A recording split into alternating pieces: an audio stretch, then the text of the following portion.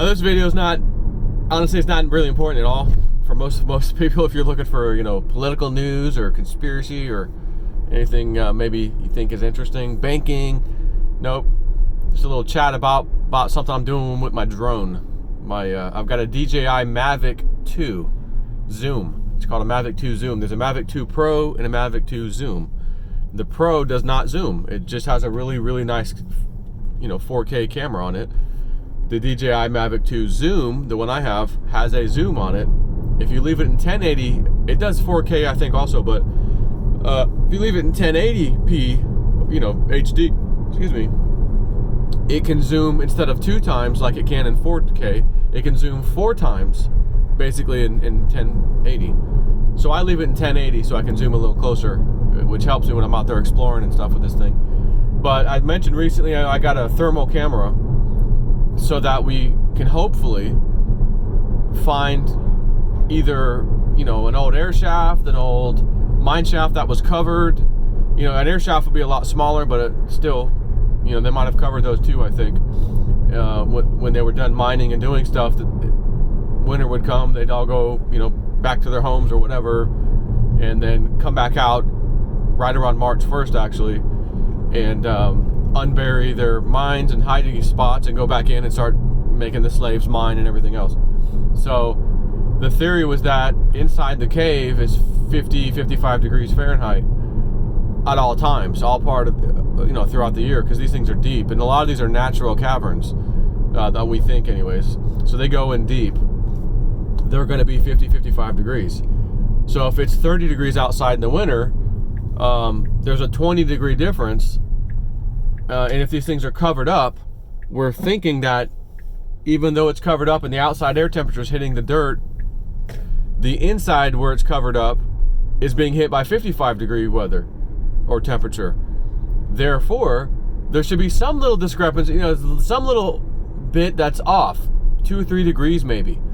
And that's way more than enough to show up on a thermal camera, a FLIR, forward-looking infrared thermal camera, FLIR camera.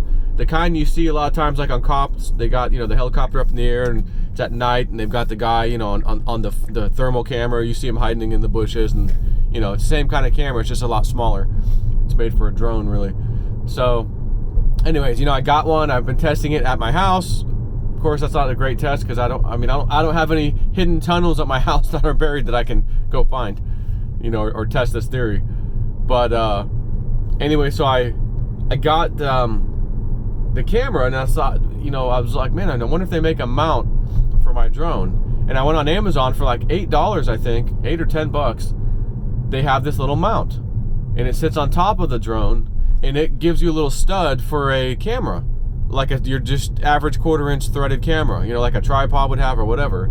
In the GoPros, the kits that have all the little attachment stuff, it has one of those, so I can put a GoPro on there, which is good because this thermal camera has an actual GoPro mount on it already. It comes with it, even though it's not a GoPro. It will at least attach to GoPro equipment, basically. So I'm like, okay, cool, I can put it on top of this. Except it only comes up, you know, like an inch or 3/4 of an inch. And I need it to come up a lot higher because it sits almost halfway back on the drone. So if it's just sitting almost flush with the drone, I can't aim it down or it's going to be staring right at the top of the drone. So I need to lift it up about 2 or 3 inches. So I found this little extension for those little tripod things. Boom, and it sits on top of that. So it sits up about a good, you know, 3 or 4 inches now. And now I can aim it down at an angle so that when I'm flying forward, it'll easily see in front of the drone, which is what I needed. So I'm like, okay, cool, I got that. So I did that, and then I'm like, I was happy. Okay, I'll just set it on record, and then I can fly the drone and look through the normal iPad, which I usually use with the drone's built-in camera. That's how you see, you know, first-person view of the drone. Although I'm not going to be able to see the thermal, so I'll just fly it around the spots I want to check, and then fly it back to me. Take the SD card out of the camera, put it in a little laptop, watch the video, and see what we see. And you know, after I kept thinking about this, I'm like, you know, it's going to be way better if I could just view it live. Because what if I fly, oh crap, I went by too fast. I thought I saw, I don't know. I didn't stop and look, you know, like I just kept flying. So I'm like, okay, I think I need to go a little step further on this. So I found this 8-inch LCD monitor deal that is, It's got its own battery in it, so you just plug it in and recharge the monitor. That way you don't have to have it plugged in when you're out in the field. I think it said it can last up to 2 hours on the battery, which is more than enough for what I do. My drone can only fly for an hour for 2 batteries, and then another hour for the next 2 batteries, and that's all the batteries I got. So I wouldn't be able to do anything anyways. And even then, you're not, it's a half hour per battery. You're not usually flying exactly half hour. It's usually like, okay, I brought it back 23 minutes in, or 25 minutes in, or 22 minutes in, and it's still low enough that let me just put a new battery in it anyways to, whatever. So I said, all right, I got this monitor. It has a built-in 5.8 gigahertz Wi-Fi. Now, normally the drone uses 2.4 gigahertz, similar to like your house internet. And yes, your house internet also has 5.8. It's the same exact band, those 2 bands. So it's not going to interfere with the drone because it's 5.8 gigahertz. So it has these, basically it has a receiver that can receive 5.8 gigahertz video. It's all built into this monitor. So I'm like, oh, sweet. It's got 2 antennas that you screw on. So all I needed was a little tiny, the thing weighed a few grams, 5.8 gigahertz transmitter, and it came with these little tiny wires, and you had to solder them onto the little circuit board of this transmitter. So I'm like, all right, so I get my little soldering iron out, and it wasn't easy because it was so tiny. I mean, it was really tiny. But I finally got it. Okay, nothing's touching. I got my little multimeter out, my tester, make sure, none of them were like in diode. When you check a diode mode, it beeps. And when you put the leads together, it beeps to let you know you've got continuity. In other words, you got a short circuit, so to speak. So I made sure all the pins, none of them beeped, when I touched them together, or else that would signify I've got a short, and maybe some solder from one of these pins went to another one. I just couldn't see it because it's so small. Luckily, it worked out great. Nothing happened. I powered it up. So that was the other thing. When I got this camera, it works off of 5 volts, just like your phone, like to charge your phone, 5 volts, like a USB port, 5 volts. And it came with this little wire that was a USB, and it had a little camera output wire, a blue or a yellow output, and then it had the connector that connects into the camera. The connector that connects into the camera is actually called a mini B connector, USB to mini B connector, and it has to be 10 pins. Most of those mini B connectors are actually 5 pins. So I got the one that came with the camera, but it was not that it was heavy for a cable, but I'm like, man, for a cable, this is adding a little bit of weight to my drone. I don't like that. So I said, I don't want to chop this cord up in case I need to bench test this camera system. I don't want to chop the cord up. So I just ordered another 10-pin basic cord. It doesn't have the extra, camera thing. It's just a very basic USB to mini B cable. That's a 10-pin. So I'll cut that. I know the pin out, so I know which one's going to be the camera feed and all that. So the camera needs 5 volts to run, but the transmitter, the video transmitter, 5.8 gigahertz, needs a absolute minimum of 7 volts, but it can work from 7 volts all the way up to 30 volts. So it has a range of batteries you could use to power this thing, but that's just the transmitter. So I'm like, well, damn, I'm gonna need a 5-volt battery for the camera, and then another whatever 8.4, 11.1 battery, one of those other ones, which are in the remote control RC world. Those are common battery numbers. To power this, I'm like, I'm gonna have 2 batteries on this thing. Man, I'm gonna add some weight for this. I'm gonna, lower my flight time at, even more because all this damn weight I'm putting on here. So I found the transmitter, the video transmitter. I found one, the one I'm telling you about, that had to solder, and that was the sad part. I couldn't find one that I didn't have to solder these wires on, like where just give me a little connector I can plug in.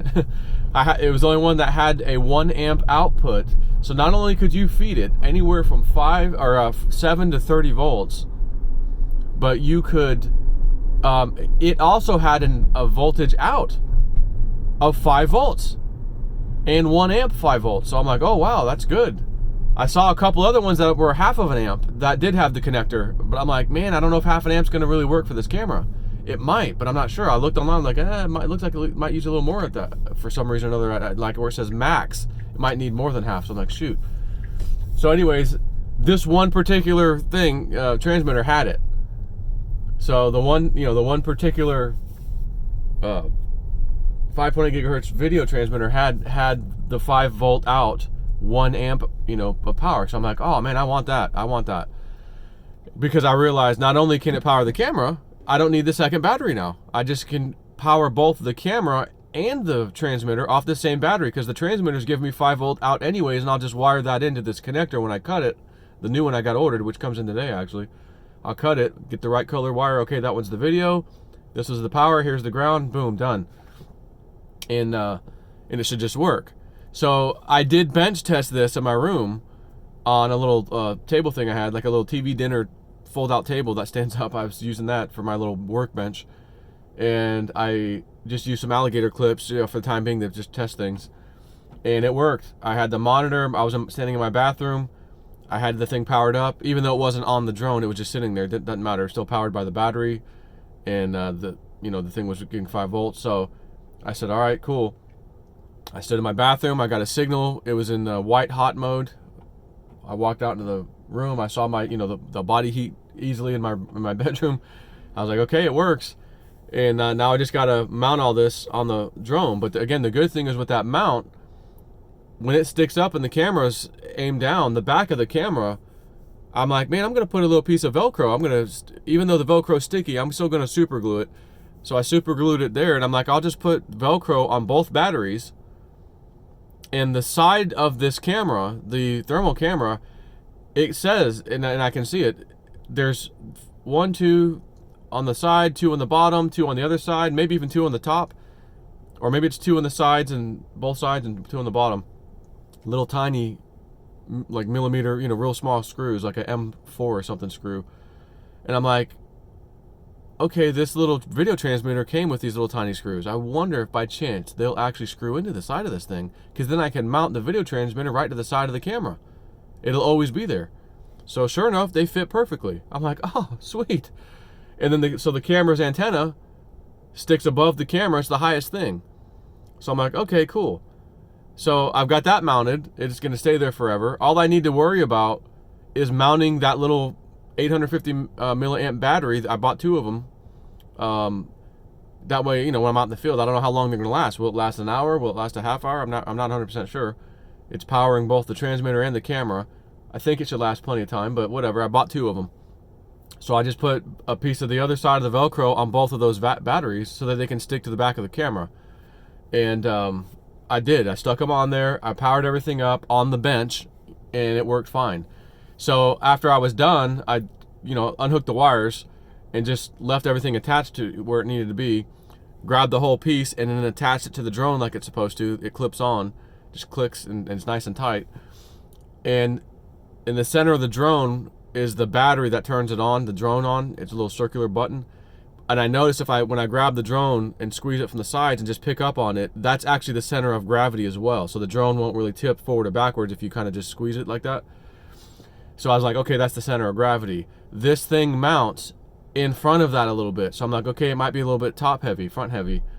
So I was like, okay, if I put that battery on the back side of this camera, maybe that'll help, kind of keep it in balance. So just FYI, I did that. And it is just a sliver front heavy. And the good thing about these drones is that as soon as they power up and you spin up the motors to get ready to take off, and then once you start taking off, it has all these sensors and things inside that want to make that thing just sit there and hover. Even if there's no GPS signal or anything, it has like an inbuilt compass and I forget the term for to keep it level. There's a term for the actual device. But as soon as I lifted off, I saw it go forward just a sliver for a split second, and then it was instantly stable in my bedroom, which didn't have GPS signal, but it didn't matter. And I turned it in circles. I came towards me, although it wouldn't come to me fast because the sensors were going off internally, like, no, there's a wall there, there's a wall behind you, there's a wall, like it won't let it go fast. And then it gets within a few feet and then it just stops. Like you can't even make it come to you because it's like, no, there's something too close to me, which is cool safety feature. But I did fly it around the room a little bit, and it was stable and it moved around.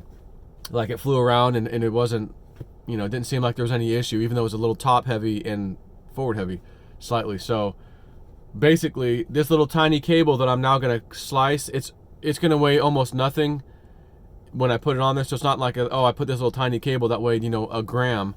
or 2 grams. Oh, it messed something up. It's not going to happen. So that will be ready. I'm gonna hopefully have that done tonight. When I get home, I'll start working on it because I think it will be in the mail by then. It should be in the mailbox, ready for me to. It's basically a USB cable. I'm gonna cut one end, and the one end plugs into the drone. All I need is the power, the ground, and the essentially pin number, whatever it is at the bottom. Which again, the 5 pins are at the top. The other 5 pins are at the bottom. Most of those cables are 5 pins. This is a 10 pin. So the bottom 5 is one single one of those is the important one, and that's the video out. Like, man, why couldn't it have been one of the top ones? Jeez, you had 5 up there. You could use one of those, but whatever. It was one of the bottom ones. So I had to get a 10 pin cable, and so I got one.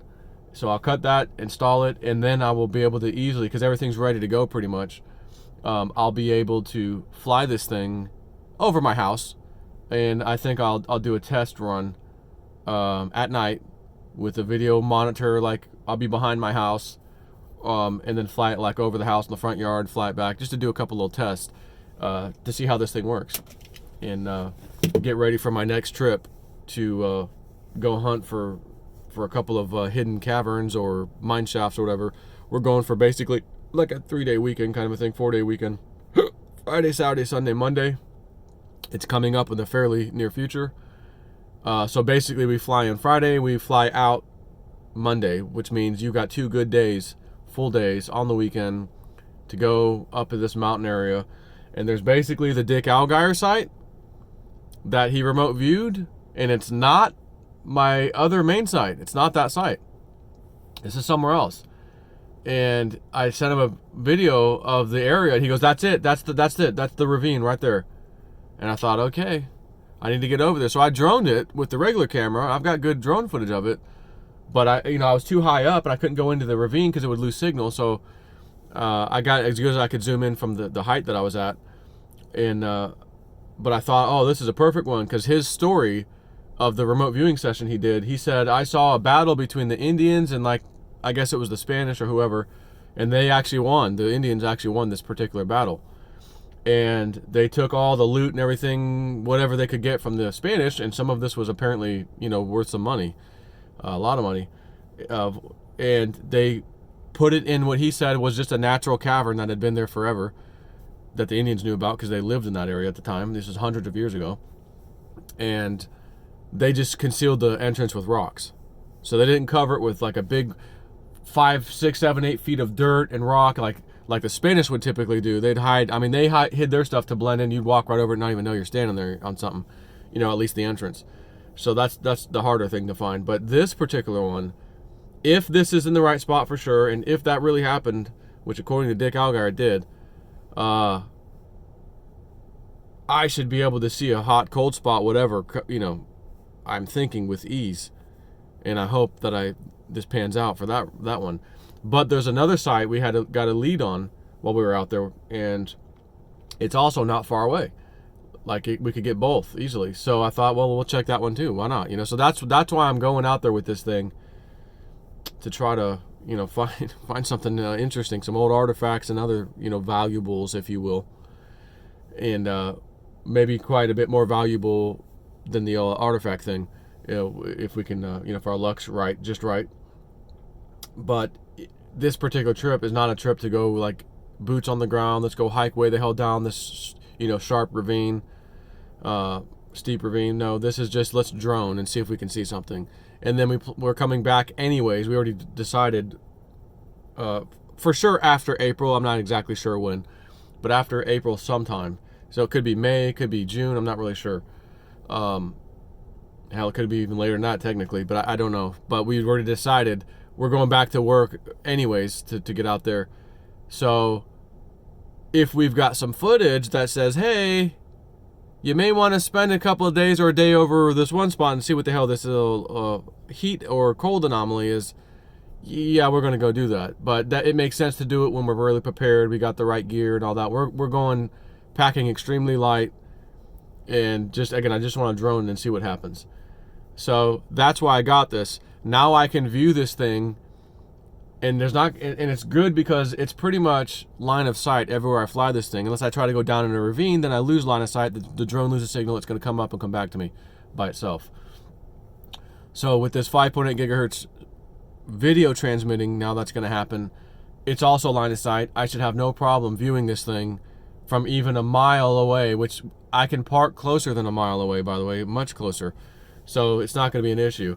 And I've taken this drone out, by the way, probably 3 or 4 miles and back.